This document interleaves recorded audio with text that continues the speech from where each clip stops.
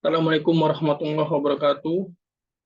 Saya Muhammad Tondi Namor Siregar dengan NIM 0103212034.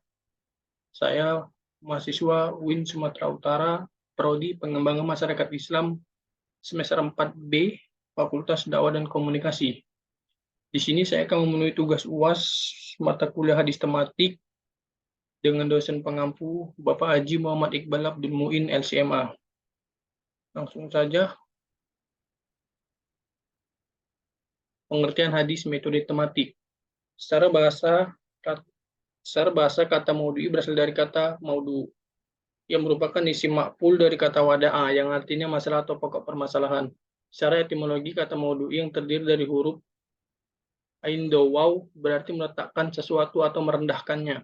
Sehingga kata maudu'i merupakan lawan kata dari al-rafu, mengangkat. Pengertian maudu'i menurut terminologi adalah mengumpulkan hadis-hadis yang terpecah belah dalam kitab-kitab hadis yang terkait dengan topik tertentu, kemudian disusun dengan sebab-sebab munculnya atau dan pemahamannya dengan penjelasan dan pengkajian dalam masalah tertentu.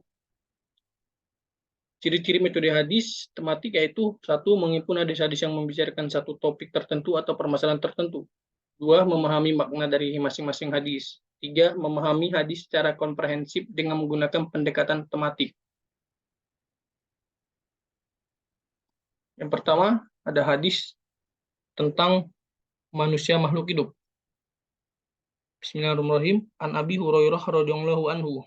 An Abi sallallahu alaihi wasallam.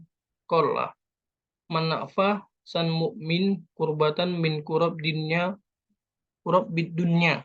Nafa sallallahu anhu kurbatan min kurabi yaumil qiyamah. Waman satarah musliman satarah wallahu fid dunya wal akhirah. Wallahu fi yaunil abdi man kana abdu fil auni ahi. Waman salak tariq kal yamastu fil iman. Sa'allallahu buyutillah yatluna kitabalillahi wa yatajarrasunahu bayyuda lil najal ayyilamut. Sakinah wa gosimur rahmah wa fatahumul walaikah wa zakara wallahu filman indah wa man ba'dah bi amalu yusril bihi nabsabul rawal muslim.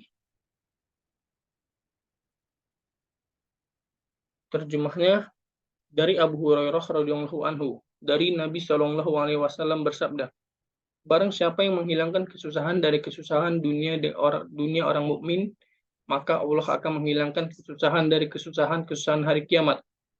Barang siapa yang memberi kemudahan orang yang kesulitan atau utang, maka Allah akan memberi kemudahan baginya di dunia dan akhirat. Siapa yang menutup aib seorang muslim, maka Allah akan menutup aibnya di dunia dan di akhirat. Siapa saja yang menolong saudaranya, maka Allah akan menolongnya sebagaimana ia menolong saudaranya. Barang siapa yang menempuh perjalanan dalam rangka menuntut ilmu, maka Allah akan memudahkan baginya jalan menuju surga. Tidaklah berkumpul sekelompok orang di salah satu rumah Allah, masjid, untuk membaca kitab Allah, dan saling mempelajarinya di antara mereka, melainkan akan turun kepada mereka ketenangan, rahmat meliputinya, para malaikat mengelilinginya, dan Allah menyanjung namanya kepada malaikat yang ada di sisinya. Barang siapa yang lambat amalnya, maka tidak akan bisa dikejar oleh nasabnya. Garis keturunan yang mulia. Hadis riwayat Muslim, Arba'in Nawawi.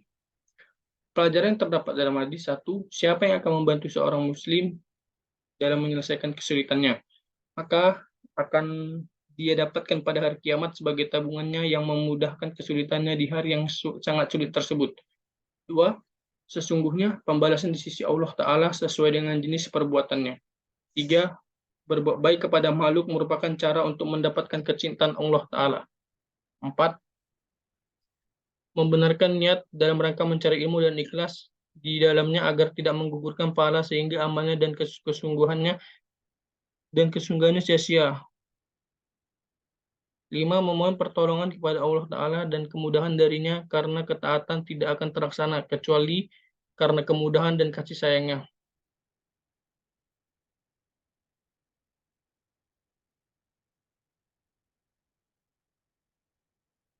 6. Membaca Al-Quran, memahaminya dan mengamalkannya.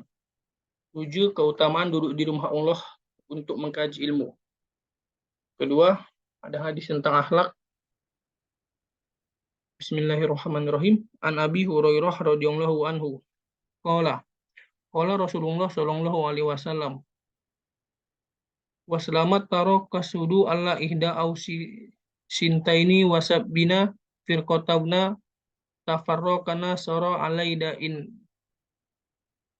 austaini wasabina firqatan wa tafriqu ummati ala salisa wasabina firqah. Artinya, telah menceritakan kepada kami Abdullah bin Yusuf berkata, telah mengabarkan kepada kami Malik dari Nafi dari Abdullah bin Umar bahwa Rasulullah Shallallahu Alaihi Wasallam melihat ludah di dinding kiblat, lalu beliau menggosoknya, kemudian menghadap ke arah orang banyak seraya bersabda, jika seseorang dari kalian berdiri sholat, janganlah dia meludah ke arah depannya, karena Allah berada di hadapan ketika dia sholat. Pesan-pesan yang terdapat pada hadis ini, jika terdapat suatu kesalahan, maka perbaikilah. Jika bisa lakukan sendiri, perbaikan itu. Jika terjadi suatu kesalahan yang umum, tidak perlu mencari tahu siapa pelakunya, cukup untuk mengingatkan dan memperbaikinya. Ketiga, ada hadis tentang perpecahan umat Islam. An Abi Hurairah, Bismillahirrahmanirrahim. An Abi Hurairah qala Rasulullah sallallahu alaihi wasallam, ibtarakul yahudu ala ihda ausyani wasabina firqah wa tafarraqatin nasra ala hidayatintaini wasabina firqatan wa tabriku ummati ala salasatin wasabina firqah. Artinya, dari Abu Hurairah radhiyallahu anhu, ia berkata, Rasulullah bersabda, umat Yahudi terpecah menjadi 71 atau 72 golongan. Umat Nasrani terpecah menjadi 71 atau 72 golongan. Dan umatku akan terpecah menjadi 73 golongan. Dengan adanya perselisihan akan terlihat siapa pengikut hawa nafsu dan siapa yang mengikuti dalil. Dengan adanya perselisihan akan terlihat siapa yang bersungguh-sungguh mencari kebenaran dan siapa yang tidak bersungguh-sungguh. Dengan adanya perselisihan akan terlihat siapa yang memang dia tajrid al-mutabahannya luar biasa kepada Allah dan Rasulnya, dan siapa yang ternyata lebih mengikuti agama nenek moyangnya. Kemudian ada hadis tentang orang-orang ciri-ciri orang munafik. Bismillahirrahmanirrahim. An Abi Saidi Khudrotin radhiyallahu anhu qala sami'tu Rasulullah sallallahu alaihi wasallam yaqulu man ra minkum munkarahi fal yukritu biyadi falam yasti fabilisani failam yattafi fabiqalbihi wasalika dahu ilman rawul Muslim.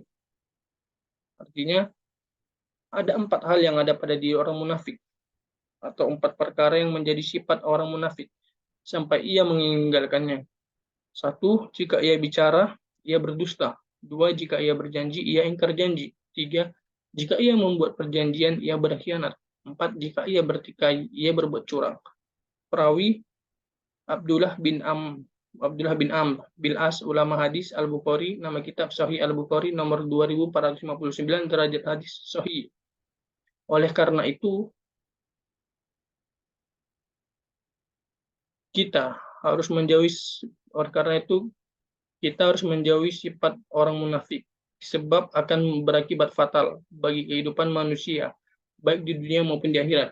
Di antara mendapat balasan dari Allah Subhanahu wa taala, yaitu dimasukkan ke neraka, dan orang munafik kalau di akhirat akan dipisahkan dari orang yang beriman. Allah Subhanahu wa taala jangan membenci orang munafik karena mereka memperlihatkan sifat dari sikap mendua antara iman dan tidak. Maka sudah sewajibnya seorang beriman dapat menyatukan juga antara iman dan amal, tidak bertolak belakang, apalagi berlawanan arah.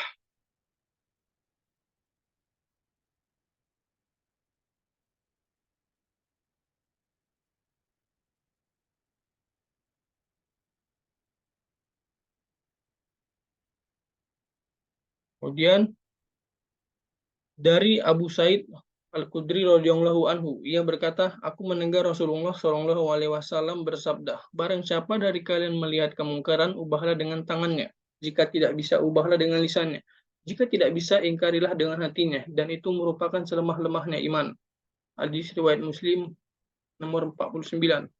Manfaat hadis pertama, Nabi Shallallahu Alaihi Wasallam perintahkan siapa saja yang melihat kemungkaran untuk mengubahnya sesuai kemampuan.